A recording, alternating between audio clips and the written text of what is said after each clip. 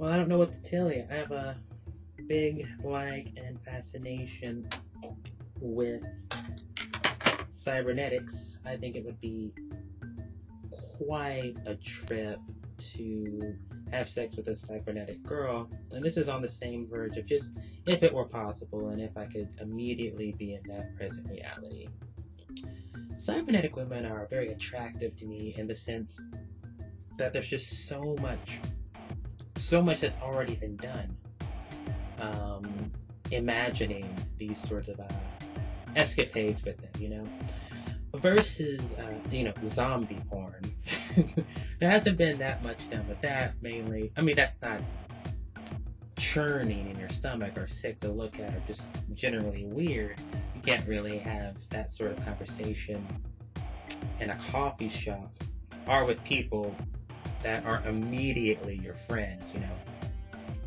But when you're dealing with cybernetics and detachable limbs, it's easier for people to sort of relate to. They may have had a veteran come back, or they know someone who's come back from a war that came back without a limb, or maybe a brother or someone they know was born, deformed in some fashion or something like that. So the imagination sort of plays with a lot of it's the imagination. I mean, it's easier for the imagination to imagine a cybernetic partner for a variety of reasons. I like cybernetic women mainly because it's such a tangible fantasy. Much more tangible than, superhero women. Girls flying through clouds that can zip through the coronas of suns that were hit cosmic radiation or whatever it happens to be. These are more like kind of like godlike characters. The superhero women or superhero men are just these sort of gods, our own sort of modern mythos.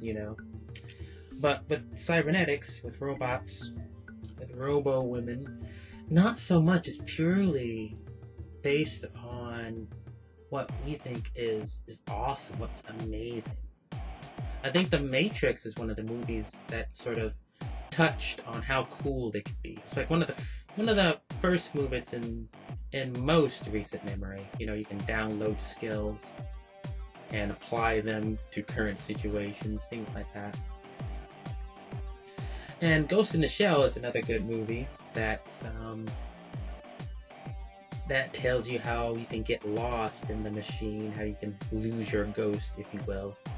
And the way that translates out into the modern era is you can relate to it now. You have people who get lost in their YouTube persona. You always hear I have to take a breather from YouTube. I have to take a vacation. Or some people will freak out if they didn't upload a video in like 2 or 3 days. They feel inclined to tell you where they've been and shit like that. I would love to get lost inside of a cybernetic angel. Sorry guys, I was with my cybernetic angel the other day. We had to upload some more sex programs. I really like thinking about all of the different upgrades that you could probably get. I guess if you were a guy, you could get some sort of, phallus, attach it, remove your dong and put this other phallus on it. It would have all these other sort of instruments upon it, maybe it would vibrate at a certain frequency that would be in tune with your sexual partner's vagina of some sort, and you could sort of hammer into them or gently slide into them, and you guys would experience each other's orgasms at the same time, and you could save these orgasms, these experiences, and just keep them on file. Maybe share them with your friends. Or my orgasm is more intense than your orgasm, and just share them back and forth, kind of like a load up your experience and download them into other people's profiles, and you guys can share sexual experiences that way, and that would break down so many sexual barriers. Because what would gay be? What would what would all these labels, gay, lesbian, pansexual, this sexual, that sexual, what would that even mean if you could experience pure sexual emotion, pure sexual just heaven inside of your head, if you will? I've always thought those sort of cruxes, heterosexual, homosexual, have always been incredibly limiting, and they seem to do more harm than good. This crawling up out of the recesses of our ancient bigotry towards each other and trying to define ourselves suddenly as a sexual entity seems just to do more harm than good. With the cybernetic revolution, with these girls, with these men, and I'm focusing on the women because I'm a guy, what can I say? It would just be beautiful, just mingling with each other, swimming in each other's cybernetic afterbirth, mixing our ghosts together, becoming one entity, switching our brains back and forth between our bodies, giving birth to ourselves over 1,000 million times. It would be heaven on earth, but we would be able to create a brand new cyberspace, if you will. And even that would spin out of control from us, and it would seem just like the universe. It would spin out of control for us because we could create AIs that would be 10 to 20 times more intelligent than we are. And as long as we can combine the game,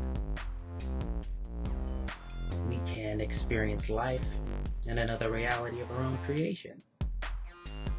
And that escape by itself is quite frightening. And of course, the corporations are going to try to control that. Hell, I would. But when reality starts to mix with fantasy, and when the difference becomes nil and void,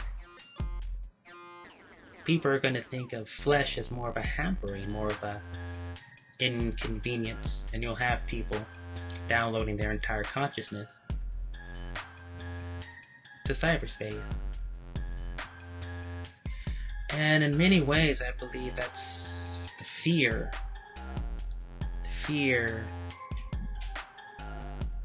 of what many of the religious are afraid of. Or if we no longer believe ourselves to be unique individuals, if we're all just accidents, you're going to want to preserve yourself out of survival. And cyberspace would be one more way to do that, one more escape. You can imagine yourself living